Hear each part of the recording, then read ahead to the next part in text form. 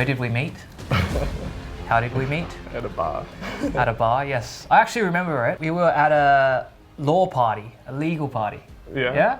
Yeah. Hosted by... Was it TMA or was it? No. It was Free Hills, I think. Free Hills. It was in Barangaroo, I remember. Yeah. We met there. And then I remember we went to Ivy for the next 6 hours. Yeah, come for the corporate function, stay for the Ivy pool party. I'm Lewis, COO at Soulchicks. My background is investment banking and private investing. I was at Bain Capital the 3 years prior to Soulchicks being started, and yeah, I guess at Soulchicks as COO, I kind of see that as everything that's not super technical in terms of managing the operations. And we've got a big team, 70 people now, so there's a lot of moving parts and a lot of things to be across. Oh, it's crazy. So yeah, my name's William. I'm the CEO of Soulchicks. I'm Australian, but my background when I started my career was at McKinsey & Company. So I was up in London and essentially consulting for large corporates and governments on their most pressing issues. And when I was there, they used to ship me around all around the world for 330 days a year. So I would be traveling almost all the time, and did that for 2 years. And then after 2 years, I was like, enough traveling for a lifetime. And then I moved over to private equity. So I moved back to Australia, did special situations private equity. That's essentially sort of what Lewis did. We basically help companies that are about to go bankrupt, fix them up, buy them very cheap, and then act like a doctor, right? So, we make them healthy again. And then once they're healthy again, we then sell them off. So, sometimes I think I'm like a nice person, good contributor to society. Mr. Fix-It. Yes. So I did that for a few years. I left as a vice president in Hong Kong, where I moved over there about a year ago. And I've been in the crypto space myself, doing various things for about 6 months now. Actually a bit longer now, 8 months now. And when we started this entire journey about only 3 months ago. And it's been a wild 3 months. Feels like 10 years. Probably like 20 years. I haven't worked this hard since I was like a first year consultant, right? But you just get so much energy. It's very different, I think, when you're doing something that, you're at the forefront of an industry, right? Changing the industry, you're trying to do something new.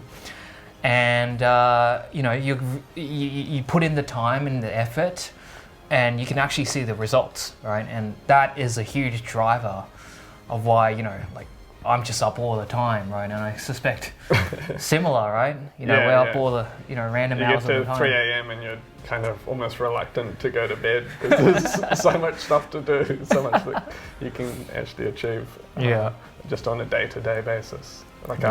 Like our social following is going up, 10, 20,000 people per day at the moment. And it's just crazy how much traction and momentum there is behind everything. Oh, I love the community response. Like one thing I do usually before I go to sleep, I just go into the Discord or the Telegram and read the day's messages.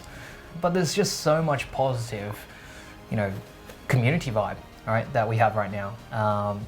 And I love that. So, it's really great to hear, people's personal stories, how they got into Soulchicks, how they've been following, how impressed they've been, like our development speed versus other projects.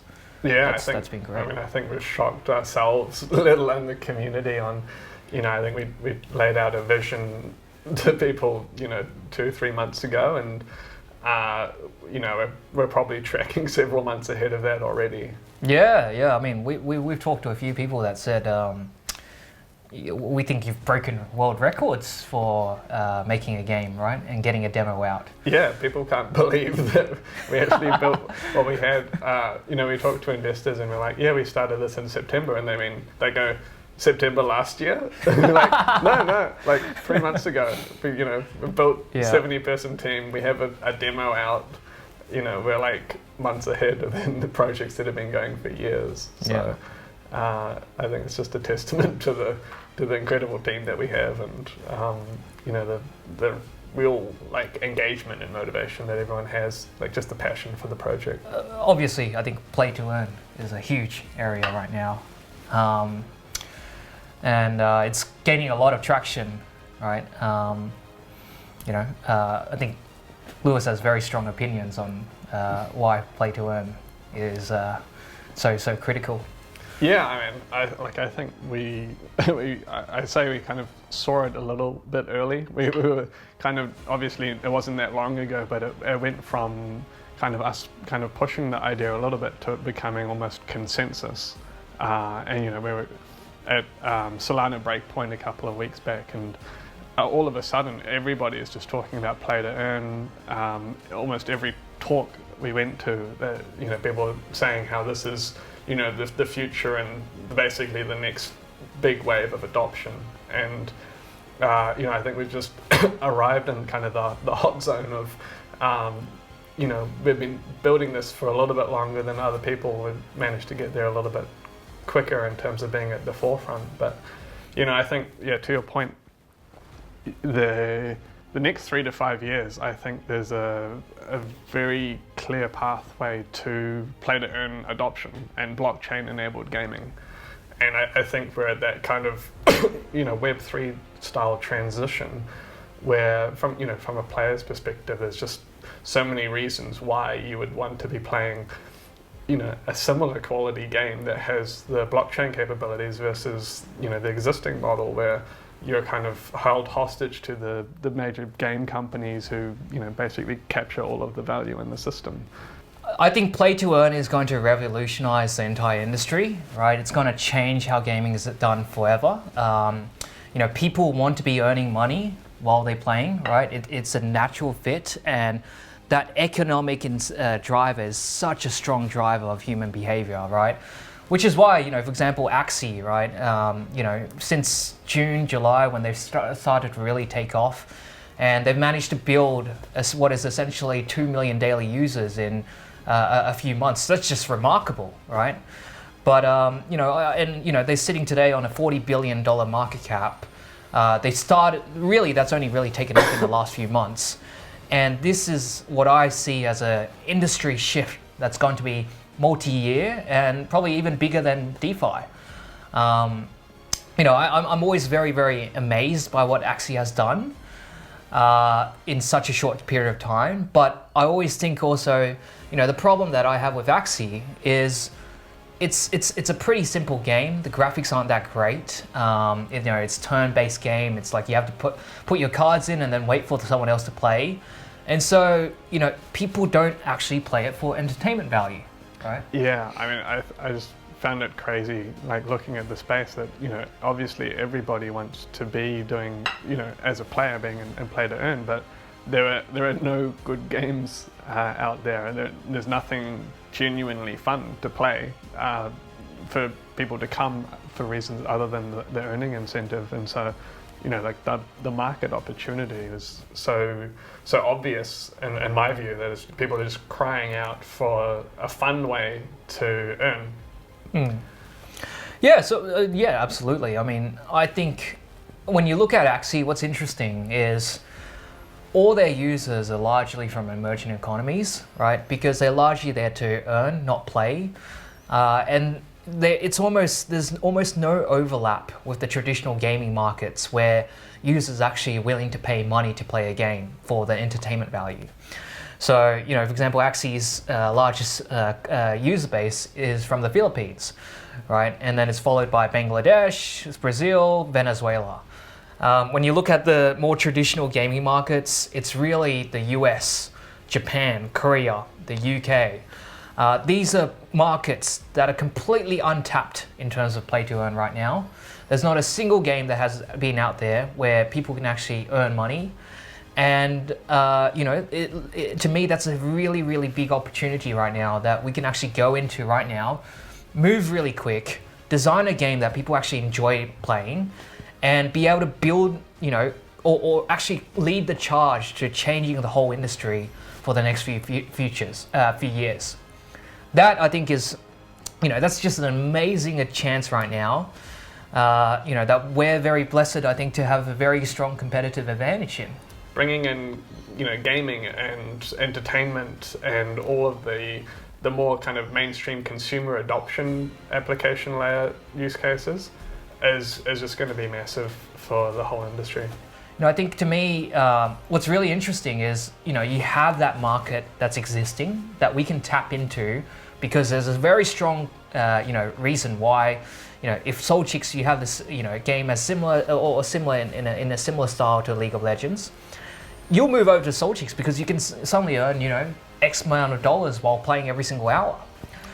So, I think the way I think about it, therefore, is not only do you have the current audience, but you're going to find all of these other people that would normally never play a game, or they would never, it's your mum and your dads and your guy at the bus, right? Who they might not play a game, but because they can actually earn money now, they'll pick it up. They'll find that they actually enjoy games, right? Mm-hmm. And I think that to me is going to be a very, very big shift, right? The market in the futures of all gaming is going to be multiples what it is today. Yeah, I think it's just right. It's a new way to justify the investment of time into doing things that are fun. And so before, it's harder to say, I should really make time for that, playing that game, because I've got so many other things to do. But when you say, well, actually, you're investing time, you're investing money into your gameplay, but you can, monetize your skill. You can cash out of your in-game assets that you own and that you have, real control over. There's a lot of companies out now trying to create something similar, but I think a lot of people are finding it's not easy. There's a few things that, you actually absolutely need to have. When I think about, for example, our competitive advantages and why we've been able to succeed, one very strong reason is, our team, right? We have a really amazing team. When I think about our team, right, it's largely broken into three parts, right? We've got this amazing business team, right, that are very good with business savvy, right? Know how to build businesses, educated at places like Wharton, work experience in places like McKinsey, right? This is, a blue chip team, right? Business team that know how to build an organization, know how to do the right things, know how to put in place the right strategies. But then we also have a world-class game development team, right? Our game development team actually were the senior developers of games like MapleStory, where I probably spent 6 years of my childhood playing. PUBG, right? Terra, Dungeon Fighter. And then we also have this amazing community. Mm-hmm. Well, community management team, I guess, is both it's almost one and the same in some ways. I think William's done an incredible job in cultivating the community and finding people who are super passionate in the community who actually want to come on and work for us, in a paid capacity as well. So kind of reaching out, really getting to know people. And I think this was really well invested time early in the project where you were, you're still active in the community, but you were very active early on and finding great people, getting to know them, putting financial incentives around that. And, we have these people that you just can't get through a job ad. These people come in, they just want to talk about Soul Chicks all day because they're personally invested. These are people who were early buyers of our Soul Chicks NFTs. And so, there's just this amazing alignment around the vision within the team where everybody, I think, is just, all in on making this a success. Yeah, I mean, we have one guy, he was a pastor for 8 years before we found him, and, we got him on board, and now he's leading essentially half of our marketing efforts in our team, right? And the guy works 18 hours a day. He does all our AMAs. We all love him. He's a great guy. And he loves what he does, right? Because for him, he's from the Philippines, right? What he's doing right now is literally changing the lives of people in his country, right? And I think that type of passion, right, when you combine it with a financial incentive, like, it's just amazing. You get this team that's so driven, that's so, willing to spend time and sacrifice, right? And I think it's a huge, reason why we've been able to come so far in such a short period of time. The stats have been phenomenal, right? So, I think every day I look at the accounts, it's crazy. Our Twitter has gone from like 20K to 180K within a single week. Our Discord and Telegram channels have been the same. We're now ranked actually the #1 play to earn game in all of Solana, and #3 overall, just behind Axie and NBA. So that's a phenomenal achievement in such a short period of time. I guess where we plan to go on a go-forward basis, right? We want to have our alpha out as soon as possible. We're planning to have it out in 3 months' time, and then we'll have a full game out in about 6-7 months' time by hopefully mid-year next year. And then longer term, I'm really excited by all this. I think play to earn is just an amazing, place to be. And what I want to do is create probably the world's leading game studio, right? Play to earn game studio, and start this charge of combining games and eventually evolve it into some part of the metaverse that I think people are so excited about because it will literally change people's lives and how they interact with other people. Yeah, I think this is a real opportunity for a regime change in who are the big players in gaming as people shift into the Web3 ecosystem. A lot of the incumbents have been, I think, very slow to even recognize the opportunity, let alone accept it and pursue it. So I think for us, the early mover advantage that we've established places us really well to really build out the ecosystem. And we have the Solchix Village metaverse. We've got plans to really expand that as an open metaverse and have different both other projects and our own projects having interactivity and a presence there, and really building a vibrant system where everyone should want to come and play and interact and do everything within that space. We've started fundraising 3 weeks ago, and we've got, right now, as of today, 340 private investors that have invested into Solchix. That's an unbelievable amount of private institutions, right? And I think that really shows that what we're doing is something that people actually think will happen, but also I think probably more importantly, we actually have the team in place to go and execute on that. I think it really shows like the depth of the team that we've been able to, basically have one-on-one conversations with.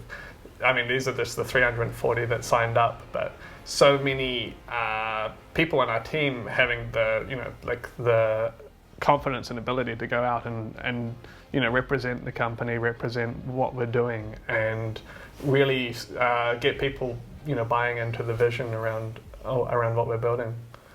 We've gone to market with probably a higher market cap than normal. We've had way more investors than normal, right? Most firms or most companies, they tend to get 8 investors, close it off, and focus on other things. We have literally done the reverse. We've been keeping it open, get as many people as possible.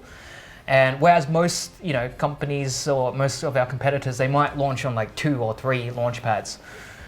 What number are we up to now? I think we're getting around 30 mark. So yeah, completely unprecedented, but I think we've seen it working. I mean, just the explosive growth on our socials, and even just like the private investor outreach. I've been speaking to people in the last couple of days, and they tell me, I was introed to you by 4 people in the last 2 days. Everybody is talking about you. Everybody is saying, I need to take a look at this. And I think that just shows that we've managed to really, really expand the network. Yeah. And, within like the KOL groups as well, just being able to get the outreach out there. Like I feel like we must have pretty broad coverage now of the whole crypto space. Yeah, it's unbelievable. Breaking world records by a long mile for sure. Yeah, and I think on a future basis, I'd still want to try to do things a bit unorthodox. I think there's a lot more other, records to be broken. I think we'll be bolstering our team quite a bit in the coming months. We're talking to people. Impact NFT, right, is a organization based out of Hong Kong. They do NFTs just for impact purposes, right? So they partnered up with like the WWF. They partnered up with various charities, and one thing that we're actually doing is we'll be sponsoring their conference that they have next month. This is a conference where it's essentially helping disadvantaged children who, there's, for example, there's a lot of children in Hong Kong who come from wealthy households who will have the opportunity to actually get into cryptocurrency because they can afford, for example, the gas fees. But on the other hand, there's a lot of children that don't have that opportunity, right? They wouldn't have the money to go and explore cryptocurrency, to start a metaverse account, to actually get currency into their account and then actually buy something with it. And the way the world is changing, cryptocurrency will become more and more relevant. And so what this initiative does is that this is actually introducing these disadvantaged kids to cryptocurrency on an earlier basis, right? So we're sponsoring that. We'll be giving a talk about play-to-earn gaming and how gaming will be shaping cryptocurrency in the future. And I think it's just a really, really powerful tool because these are people that, in my life, I believe that a lot of the person's outcome is determined by their situation. And a lot of the situation is dictated by the opportunities you get.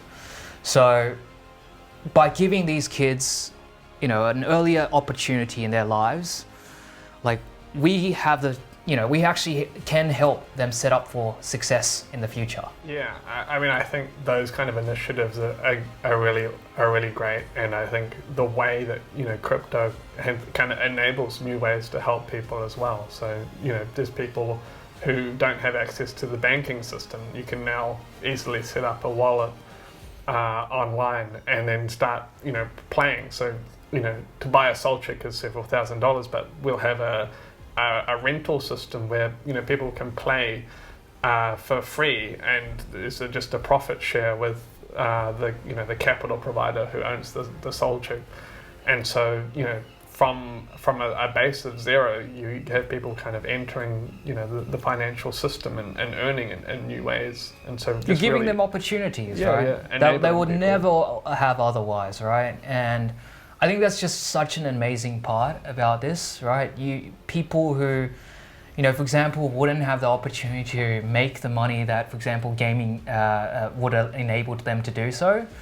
We're actually now, in the future, we'll be able to provide that opportunity, right? And I think when people get opportunities like that and the chance to succeed and the chance to prove that they're not, for example, just a disadvantaged child that doesn't have any, background or wealth or whatever, right? When they get that opportunity, I think that, to me, is just an amazing part of what we're trying to do.